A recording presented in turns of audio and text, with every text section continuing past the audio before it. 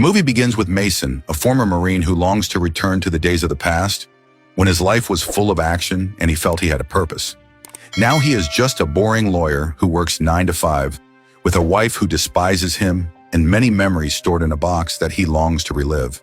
The only spark of happiness is his daughter, Chase, whom he loves madly. He teaches her how to defend herself against bullies using his old army tactics, since years ago he gave up his dream job to join the military. Now he has to settle for being a low-level attorney, handling phone fraud cases that a child could solve.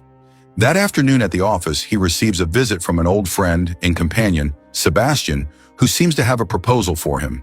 The latter takes him to an airbase full of equipment and soldiers, where Mason feels more than happy to see everything he was once a part of. There they spend some time reminiscing about the old days.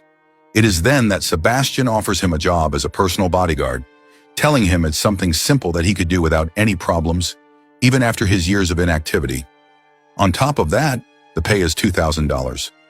Sebastian gives him one day to think about it. So when Mason returns to his boring life, his mind can't stop telling him that this is the opportunity he's been waiting for. He just needs to figure out a way to tell his wife without her getting upset. But his luck takes a turn when his wife tells him she's tired of seeing how the man she loved has become someone boring and without any passion for life. At that moment, she asks him for a divorce. Devastated, Mason decides that it's time to straighten out his life and accepts the job without telling his wife. The next morning, he meets Claire, his client, who is a journalist famous for her boldness and the woman he must keep safe. On the way, Claire tells him she has an interview with the president of Paledonia, a man branded a ruthless dictator who runs a country in crisis. His name is Juan Arturo Venegas, and they will travel there for the interview. Mason is somewhat nervous about the job because in the past, his last mission was to assassinate Juan Arturo Venegas. And not only did they fail, but half of his friends died in the confrontation. Now he has to escort Claire to meet him, just like that. The plane arrives in Paledonia, and we finally meet Arturo, who exudes confidence and has no fear of flirting with Claire at every moment of the welcome, even though he's somewhat childish and egocentric. However, he's very clever, as he seems to know everything about Mason and Claire's lives, so it would be a mistake to take him for a fool. The caravan moves through the city, and we clearly see that the president has set up quite a show to convince Claire that people are happy, although some aren't afraid to show what they really feel about Arturo Venegas. A few minutes later, while they are heading to the presidential ranch, they come to a bridge where a sort of blockade has been set up. Seconds later, the first car in the caravan is hit and a shootout breaks out. Claire, unable to believe what's happening, yells at Mason to help her, but he is frozen in the back seat, paralyzed by his years out of service. The man is stunned by the scene. Luckily, after a few seconds, he snaps out of it, takes control of the SUV, and faces off against the rebels with it. When he finally defeats them, he realizes that there are no vehicles left to escape in, so they must flee into the jungle to get away from the rebels, who will surely arrive soon. Mason's plan is to return to the airport and leave Paledonia as soon as possible. Claire, on the other hand, is tempted to chase the story, but after a few minutes she agrees to leave the country. Arturo, with no other options, decides to go with them. Once they're far enough away from the attack zone, Mason calls Sebastian, who locates him with GPS and tells him to continue east while he coordinates a helicopter rescue. Using the same phone, Arturo calls George, his nephew, who already had everything set up to announce himself as the new president of Paledonia, revealing that he is the one behind the attack. After the call, Arturo, who knows his nephew perfectly, realizes that George is hiding something, so he hangs up before they can trace him. Then he asks Mason and Claire for help in reaching the capital, but Mason refuses and leaves him behind in the jungle. A few hours later, they reach the place Sebastian indicated, but everything changes when they see that the helicopter is a combat helicopter, and several armed soldiers get off. Mason, knowing something is wrong, runs into the jungle while the helicopter follows and opens fire. After several minutes fleeing through the jungle, they finally lose track of the soldiers, giving Mason the opportunity to use the rifle he took from Arturo's caravan. This is where his skills resurface, and he manages to hit the pilot, but the helicopter was already headed in his direction. They have to flee to avoid being crushed by the plummeting aircraft. Because of the helicopter crash, Claire panics and gets separated from Mason. Unfortunately, the soldiers have followed her trail, and her only option is to hide. Fortunately, the ex-Marine appears just in time to stop the soldiers from killing Claire. But there comes a moment when he is distracted, and the last of the soldiers surprises him. In an unexpected twist, Arturo appears at the perfect moment and shoots the soldier in the back, saving the protagonist from certain death. Back at the crashed helicopter, George has arrived with more soldiers. That's where we meet Colonel Jan, his partner in this attack, who represents several American clients with interests in Paldonia. George is upset about his failure, but the colonel shows him who the real man of action is and who the rich kid without courage is.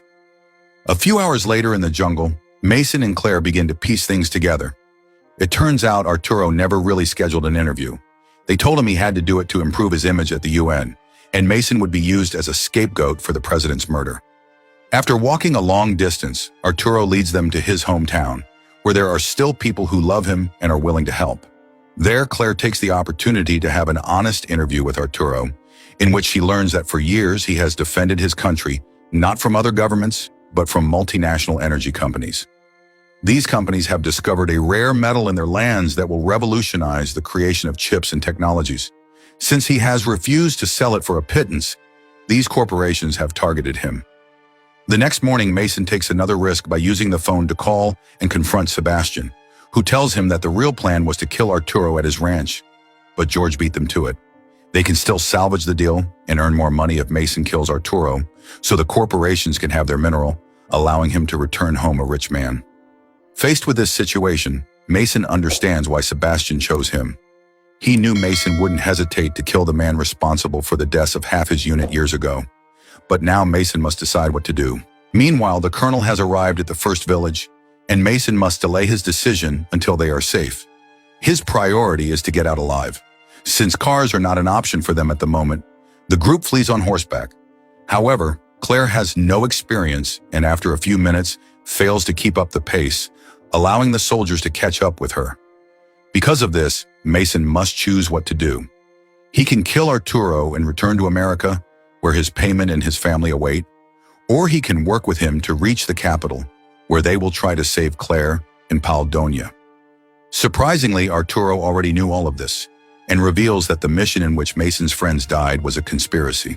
There were explosives in the tail of the helicopter, and they used the news of a war against the United States to force Arturo to give up part of his land to the corporations. Now that these corporations know the value of the land, they are not satisfied with just a portion. They want the entire country for themselves. When they arrive at a nearby town, we see that Arturo still has some friends there. That's when he asks for their support in an exchange he will make with the colonel. A few hours later, Mason meets with the colonel to exchange Claire for Arturo. The moment of the exchange arrives, but the president still has a few tricks up his sleeve and shows up with hundreds of people, causing a massive commotion in which the protagonists manage to escape. Later, using a secret passage that only the president knows about, they arrive at his office, where George is getting comfortable, believing he is the new leader of Paldonia. Fortunately, he's just a naive young man and quickly regrets what he's done, begging his uncle for forgiveness. However, one of his generals is not so willing to see Arturo. In a sudden move, he fires at him, while Claire is streaming everything on her phone. The bullet doesn't injure Arturo because his suit is bulletproof. George isn't so lucky and collapses in front of everyone. The young man dies in his uncle's arms after asking for forgiveness again for his actions. A few seconds later, Paldonia's military forces enter the room and threaten Arturo, who only has something to say before being killed. The colonel's forces also burst into the room, and after Arturo convinces his army to support him against the American mercenaries, a huge firefight ensues. The mercenaries quickly take down the soldiers, forcing the protagonist to flee through the secret passage and hide in the palace, where a war has erupted between the mercenaries and Paldonia's forces. To buy Arturo and Claire some time to escape, Mason stays behind and encounters the colonel during the fight. The colonel thinks he will prevail, so he confesses to Mason that he was the one who planned the attack on his friends. Surprisingly, Claire appears from behind and strikes the colonel in the throat, giving Mason enough time to finish him off. The mercenaries keep arriving, and Paldonia's forces do not seem strong enough to stop them. Seconds later, Mason is out of breath and grabs a gun to keep fighting. But even with his help, things won't end well for them. Luckily, Sebastian has decided to do the right thing and shows up with reinforcements. Now the old comrades are ready to fight side by side again, causing the mercenaries to be decimated with no choice but to retreat. A few days after the intense battle, the footage Claire streamed on her phone is on every news channel in the world, so Arturo now has UN support to stand against those trying to take his country from him. At home, Mason's wife sees her husband alongside the president of a nation on national television. He has regained his shine, and she realizes she still loves him passionately. So when the man returns home, she is happy to have a second chance with him. Later that day, Mason gets a notification from his bank, and upon visiting an ATM, discovers there are $5 million in his account. A small gift from Arturo for his services. The movie ends with Mason regaining his confidence and passion for life as he spends his days enjoying with his family the fruits of his efforts.